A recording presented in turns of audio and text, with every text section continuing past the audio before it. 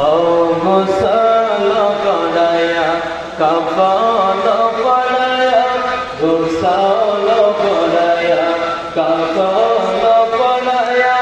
যখন দিবে নবী কবরে শোয়ায়া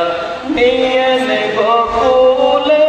উম্মত বলে নিয়ে নেব কুলে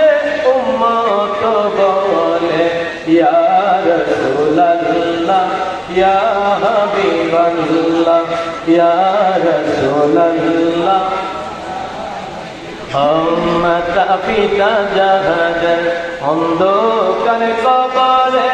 মাতা পিতা জাহাজের অন্ধকার কবরে রাখিও নবী গো মায়ার নজরে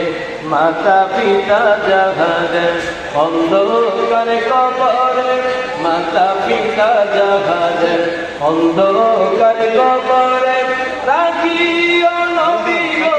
মায়ার নজরে সুপারিশ করিও তোরা সুপারিশ করিও তোরা